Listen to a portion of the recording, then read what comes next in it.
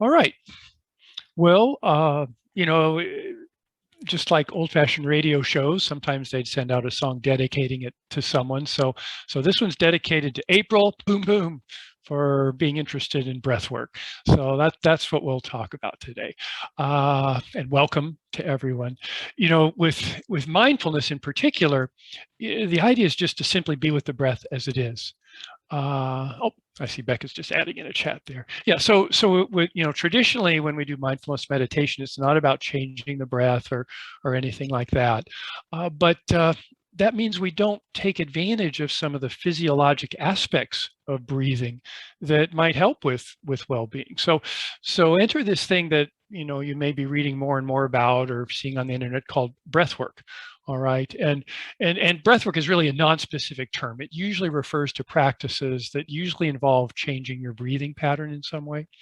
And my understanding, my limited understanding, is that you know a lot of these techniques were developed in ancient times back in India. And if you do look it up, there's lots of different kinds. I mean, shamanic and holotropic and rebirthing techniques, and just from reviewing them, a lot of the complex ones they recommend being done with a professional because you're really trying to go deep for things. And also it's important to point out that that some techniques aren't recommended for people with medical problems, you know, like hypertension, heart disease, aneurysms, that kind of stuff. But that's not what we're going to do here. Today, we'll just focus on some very simple, common approaches that hopefully you'll find useful. Still, you know, none of this should be taken as medical advice, you know, standard disclaimer. And if you have any concerns or questions about manipulating your breath, you know, check with your healthcare provider. But there are some things to at least think about when doing this, you know, because a lot of breath work involves remembering how to take a deep, healthy breath. You need to pay attention that you don't hyperventilate. Okay, with the deep breaths, you don't need to breathe as often. So really, it's an exercise in letting your body breathe you. Okay, not habitually at whatever rate you're doing, but just really letting your body tell you when it wants to breathe. And if you get dizzy or spacey with any of this, just stop. And the other thing that's real important is some people just find it hard to focus on the breath. You know, when I teach mindfulness classes, we always point out that for some people the breath doesn't work. Maybe, you know, history of respiratory disease or something like that. So super important to realize that if this doesn't resonate with you, just let it go. Okay, I know there's this fear that, you know, if I don't try every single well-being technique, you know, I'll be missing out. And certainly that tracked my approach for many years. But if this doesn't work for you, just you know, don't try it. You aren't going to be missing out on anything. There's lots of other doors. You can always come back to it.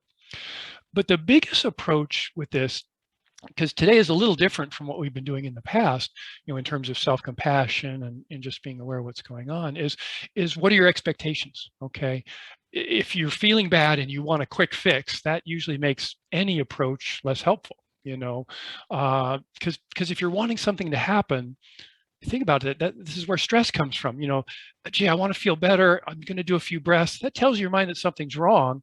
So your mind can become even more tense. It just takes you right off the well-being track, and you just end up recycling, you know, the stress when you don't feel as good as you want to feel. So it's like our desperate desire to feel better keeps us from feeling better. So try these with just no expectations, really, and just recognize that many of these things are techniques that may take some time and practice to work with. But in order to get a sense of breath work, you do need to know a little bit about the physiology, and hopefully this isn't too tedious, but you need to realize that our lungs really are like balloons. If you took your lungs out of your chest, they would shrink down. They want to contract. So the chest wall and the abdomen need to pull on them, need to pull them open, just like, you know, an old-fashioned fireplace bellows, you know, where you'd pull the handles apart and then blow air into the fireplace. Let me just drop a real quick screen share on you. Oh, can I have screen sharing, please? You can. Usually you can go to security and just check. Yeah. Check, yeah. Yes, and got it. Okay. Thank you. Yeah. So we should be seeing, yeah, this is just the typical respiration slide. And it's just a reminder that breathing occurs in two places, the chest and in the abdomen. And the chest is simply about the ribs. It's more complicated than this, but the ribs just lifting up and pulling the lungs open. Whereas the abdomen's kind of funny. The diaphragm is this flat muscle at the base of the lungs. And in order to inhale, to pull air in, that muscle needs to tighten and flatten itself. So it needs to push into the abdomen. So if the abdomen's tight, the diaphragm can't work. And then when we exhale, the diaphragm relaxes and the lungs just pull it up into the chest cavity, and the chest cavity itself falls. So the problem is, for the diaphragm to really work, to get a full healthy breath, the abdomen needs to be relaxed, okay? And of course, when we're stressed out, we're tightened up all over, okay? And then we throw in tight clothing, or, pulling in our belly to look thin, and all the other things that we tend to do.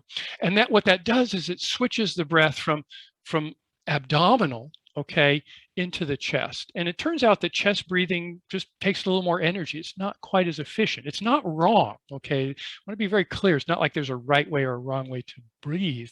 It's just when we're breathing through the chest, often there's shorter respirations, and that tends to tell our mind that something's wrong. So we get stressed, tighten our belly, start breathing through the chest. That signals to our mind that, uh-oh, we're breathing through the chest, something must be wrong, so we keep tightening up. Whereas if we can soften that abdomen, we can let that diaphragm do its natural work of just pulling the lungs down, getting the blood and the air into the bottom part of the lungs, where there's a lot more exchange.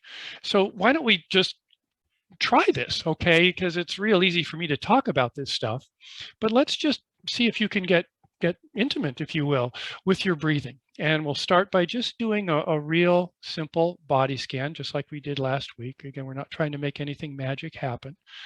Closing your eyes if you wish, settling into a comfortable position. This will just take a couple of minutes, but I want you to really get the experience of exploring your own breathing. And I'm going to invite you to start simply by using this as a relaxation exercise, okay? So right there, realize it may not work that way, so just welcome that, whatever shows up. But maybe starting with the muscles around your face and the jaw. Okay, just noticing if there's any extra tightness there. By the way, you can always turn off your cameras if you just want to explore this on your own. And just letting that tension kind of melt away. Okay, and we'll just work our way through the body down to the neck and shoulders. Again, often our shoulders are up around our ears, and it may take a while to peel off the layers of tension here, but just let gravity take over, okay? Again, just letting that tense, stressed energy just drain through your body, down into the ground, softening the neck, softening the shoulders. Then working your way down through the arms. Oftentimes we have little areas of tension, tightness that we don't even know are there. It shows up a little bit of tightness in the upper arms. And by the way, feel free to move and shift to optimize your position. But just easing the muscles of the arms. And same thing in the chest. Again, we're not trying to make anything happen here, but just see if there's some extra tightness, maybe, moving in from the neck and shoulders into the chest. Just allow the chest to breathe, and then softening into the abdomen. Okay, again, sometimes it gets tricky here because we end up trying to do things, but see if you can just let any tension in the abdomen soften. And as that happens, soften into the buttocks, into the legs, into those big muscles. Just let that release, that easing. Again, that tension just drain through gravity, through your body, down, out through the feet. Maybe just take a minute to notice this. Remember, the mind's going to be busy thinking, and see if you can just smile and label that. Yeah, thinking. Maybe just, okay, thank you, not now. And just attending to the body, and particularly around the abdomen. Okay, just gently breathing here. Usually when we're sitting, there's a component in the chest of the breath and the abdomen. So see if you can just allow the breath through the chest into the abdomen here. And what I'm going to ask you to do is tighten your abdomen here and notice what happens to the chest. Just tighten it. And you'll see your body automatically switches to just using entirely the chest. Okay, again, it's not about not using the chest. It's just notice the emphasis here. Okay, then back to softening the abdomen. Again, this is tricky because sometimes when we try to manipulate the breath like this, we can get wrapped up in it. So you can let go of this anytime. But again, softening into the abdomen, allowing the chest to do what it wants to do. It often does need to expand a little bit when we're sitting up, but just allowing that breath to go through into the abdomen, easing, softening the abdomen. Then just try tightening the abdomen just a teeny bit. And notice how your breathing shifts. Okay, almost always it immediately shifts to the chest. You can let go of that exercise, but that's what we'll kind of be emphasizing here today. It's just noticing what's happening. So often these muscles get tight without our realizing it. And I do want to emphasize this, okay? There's a lot out there that chest breathing is bad and belly breathing is good and that kind of stuff, but it's best not to think about good or bad. It's all breathing, right? Otherwise you'd be passing out. But you just really want to be aware of what's happening so you can choose to be skillful about it. Basically, if your abdomen's tight, probably the rest of you is tight, and you're going to be breathing through the chest. Again, not wrong, but it could be sending your body a message that yeah, you need to keep getting tighter and tighter and tighter. Whereas if you pause to see what your abdomen is doing and address that maybe with a full deep breaths, you can break that cycle. And also, paying attention to the body in this way helps your mind be a little bit distracted from the kind of thoughts that bring on that kind of worry. So it's also important to not hyper focus on the abdomen. Okay, this is another thing that people talk about is sometimes, for instance, people with anxiety are told, oh, definitely abdominal breathing, and they do that so much that they don't even move their chest. And they end up actually not even getting a good breath. They just flip it over to the abdomen. So really notice your chest too, because again, what posture are we almost always in? Kind of hunched over, leaning forward, particularly our screens and devices. So as you're noticing the abdomen, take a moment to notice what's going on with your chest. Maybe allow yourself to straighten up, rolling your shoulders back, maybe opening your heart. With Sherry on the call, I'm reminded she's studied these things too, and the power of simply just pausing to open up your chest. And then you've got all kind of things working for you in terms of calming the mind and calming the body. And let me maybe show you how this works. We'll do another brief exercise here. I'm going to ask you to be clenching your fists. So always with physical activities, the safety warning, if you have arthritis or clenching your fist, would be painful. You don't need to do this at all. But I'm going to ask you to just take your right hand in front of your face, looking at it, and really clench down. And almost feel the frustrations, the resentments, the resistance, all of the difficulties piling up, and just put it into that fist and just get really frustrated about this. And then notice your breathing. Okay, you can let go of the fist. But, in a group, we'd obviously be inviting input, but you probably found that your breathing either stopped altogether or it was super tight. Again, you were just, your whole body, that fist had just spread into your whole body and created this. So now try that exercise. Okay, again, making that fist, tightening it up, but really pay attention to your breathing. Let that fist be as tight as it wants. Let it represent, like I said, the irritations, frustrations, whatever's happening, but just calmly noticing what the chest is doing, noticing what the rest of the body is doing, softening the abdomen. And I think many people talk about suddenly that fist is over here. It's something that I'm a little bit separated from. And simply taking the time to notice how you're breathing can give you a little bit of space. In that case, it was with the fist. But I think that's a good model for how useful it is to do this kind of real simple breath work, okay, which is really just about noticing how you're breathing. And I normally, again, ask if anybody had any observations about this, but with time and recording, I guess I won't. But I'm going to ask you one thing right now. How are you breathing right now? And by that, I mean, have things tightened up? Have you hunched over? And again, that's perfectly fine if you have. But I think, at least for me, it doesn't take long for me to get back into those kind of tight breathing patterns. So really, the homework assignment is to just notice how you're breathing. Because what we're doing in a sense is using the chest and the abdomen as an indicator for stress, because usually our mind's busy spinning off away, stressed out, you can't even pay attention to much of anything. And it also allows you to soothe into the body. So why don't we do just a real quick exercise that's going to invoke some deep breathing. And then I'll move it into kind of a breath meditation, because once you really catch yourself and allow yourself the freedom of some of those deep breaths, then it's real easy to let the breathing return to normal and maybe give yourself 30 seconds, a minute of just attending to the breath as a meditation, because that allows you to practice letting go of some of those thoughts and feelings. So same thing, just getting into a comfortable position, eyes open or closed. I don't think this will take more than a few minutes. And I'd invite you to start all over with that body scan, okay? And as you do that, now bring attention to the breath, okay? The abdomen, the chest, maybe straightening yourself up, and take a few of those deep breaths. Some people like to even do a count, like inhale on 4, inhale 1, 2, 3, 4, and exhale like on a 6 to really slow that exhalation down. And as you do those breaths, remember to go slow. If you do it too fast, you'll be hyperventilating. So wait for your body to tell you to take the next one, and let that inhalation really spread through your body. Feeling that energy, and then the release of the exhalation, long, slow exhalation, just letting that go through your head, your neck, your shoulders, chest, just allowing yourself to experience what it's like to take a normal, healthy breath.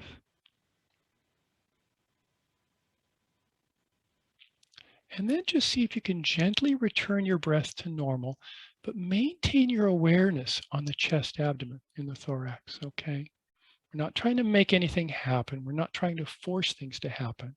If it starts to tighten up again, feel free to shift, soften that. But just the normal breath now, the normal, unrestricted, easy breath, focusing on the abdomen and chest. And again, the mind will be wandering off, and that's what we're looking for. Okay, maybe feelings are here, the mind's busy.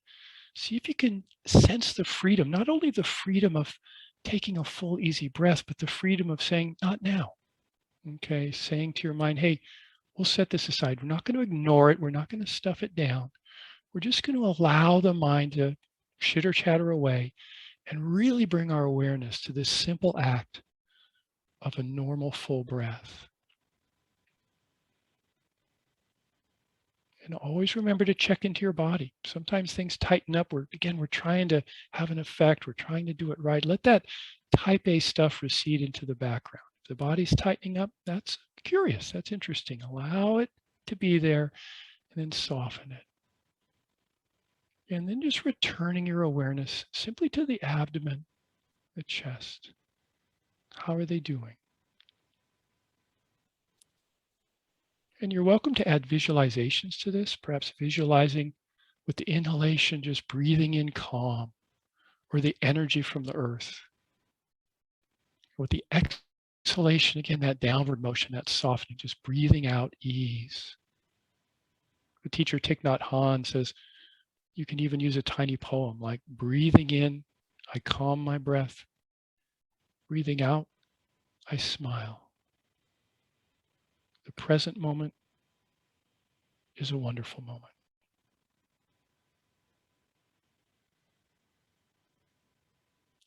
And you have a choice point here too. We're just working with the body, setting the mind, feelings aside. But if things are entering here, if there's a lot of thinking, maybe some difficult emotions, remember you can go back to what we talked about at first, like the self-compassion break, putting a hand over your chest, offering yourself some validation. Yeah, this is tough. And then kindness to yourself, but I'm here for me. I mean, this allows you to open up into so many different ways of simply caring for yourself for even just a few moments. And it all starts with noticing how you're breathing. So I'm going to end that practice. There will be a handout, and I've got some links to different recordings. What I'm going to do now is maybe just go through some variations. All right. And if you're like me, I'll warn you, don't get neurotic about this. When I found people spending a lot of time talking about the breath, it's like, oh my gosh, what's my breath doing? So always just hold these things with just real lightness, just with, like, for instance, your index finger and your thumb just lightly touching each other, and see how they work. But there's some variations on that simple, normal, deep breath, like the 5-finger breathing. I put a link to that, and this is something I do often when I'm routinely nervous. I have stage fright, just getting ready to give a talk. You just, as you do the inhalation, you trace one finger up, and the exhalation, trace it down, and just work your way through the 5 fingers. It just, again, what we're trying to do is notice what the body's doing, calm the body, acknowledge the nervousness, but at the same time, give the brain some stuff to do so it has less bandwidth to sit there and just ruminate on whatever it is you're feeling. I guess, yeah. Another thing that's really interesting to try, and again, this will be in the handout, and some of this is from a CD that Dr. Andrew Weil produced back in the 90s about breathing, but he calls this the reverse breath awareness. When you think about it, when you're breathing, we naturally consider the breath cycle as starts with the inhalation and ends with the exhalation. That's just that when you count your breath or all the different things you do. What he suggests is mentally reversing that. So the exhalation becomes the beginning. All right. And again, like I said, this is in the handout, but this is a really interesting exercise to try, such that what you almost need to do is use a label or a phrase. So when I do this, as I exhale, I'll say, as I exhale, I'm starting my breath. And then with the inhalation, I am ending my breath. Starting my breath, I'm ending my breath. Try that a little bit on your own. Again, the idea of resetting yourself so the exhalation becomes the beginning. Starting my breath, and ending my breath with the inhale.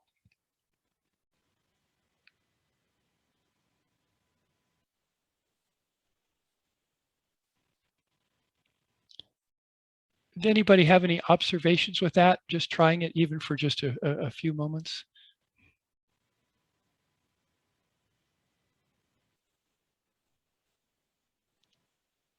Yeah, well, for me, it's almost like, those exercises where you're invited to use your non-dominant hand to do things like eat or comb your hair, because it really forces you to pay attention to the breath. As a matter of fact, it's a neat exercise because as you do it, you not only need to pay attention to the mental activity of relabeling the inhalation and exhalation, but also, see if your body tightens up as you try to do that. In any event, it's kind of a neat way to really help the breath be something that can be a refuge for you.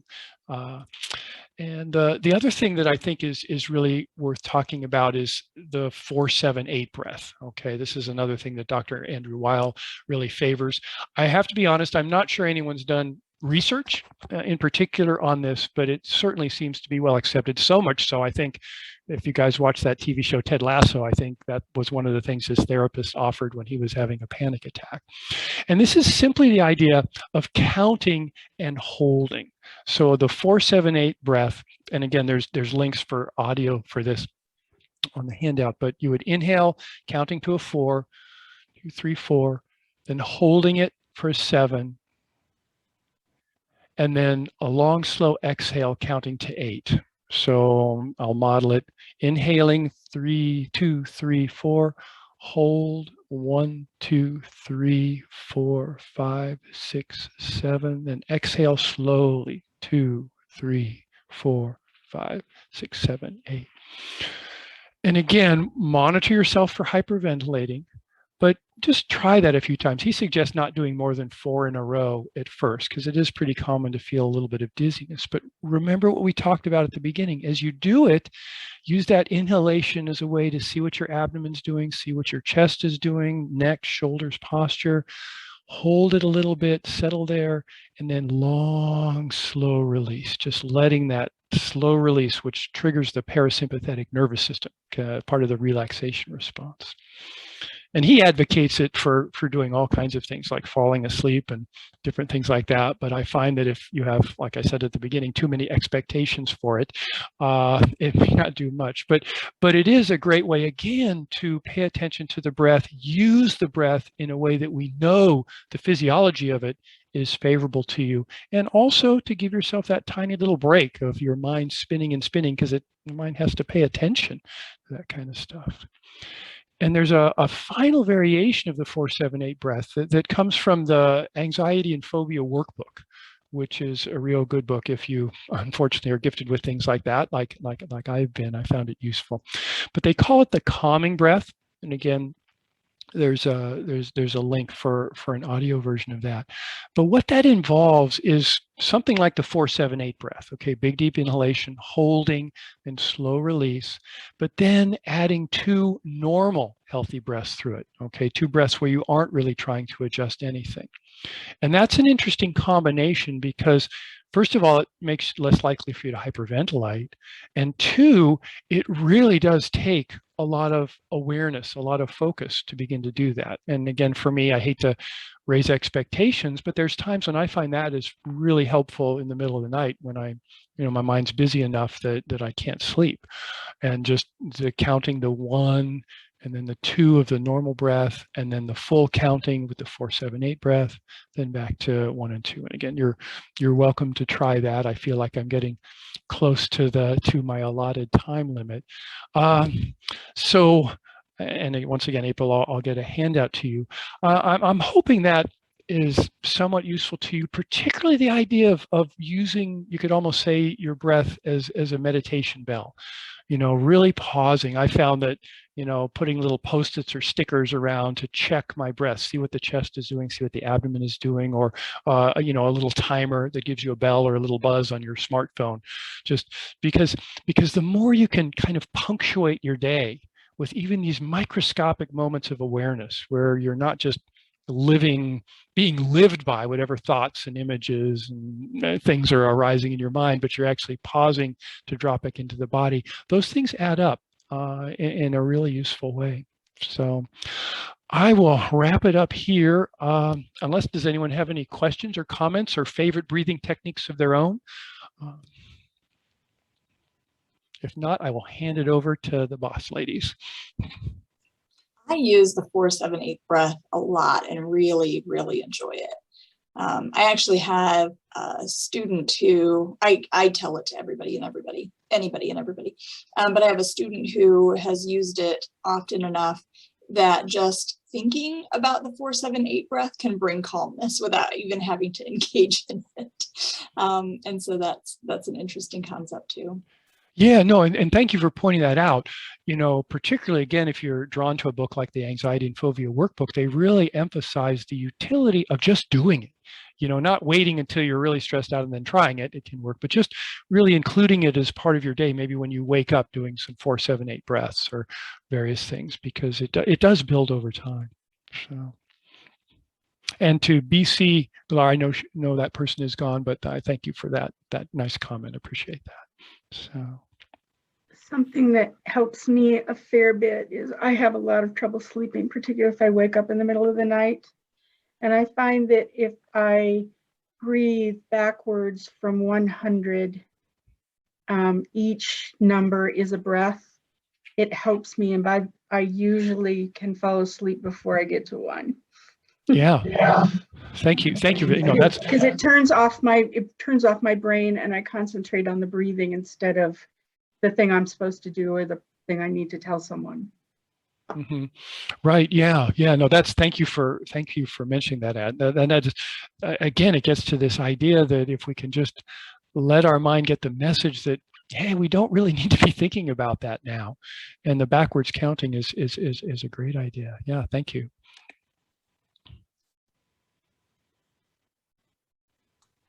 Well, thank you so much for joining us again. It has been wonderful having you, and we will plan for you again in 2 weeks. And so I think John offers this every time, but if anybody has anything in particular that they would like for him to bring or share with us, to feel free to let us know that. But it looks like we will see you again on the 17th. All right. Bye-bye, you guys. And I'll Thanks, hang out with everyone. you, April Becker.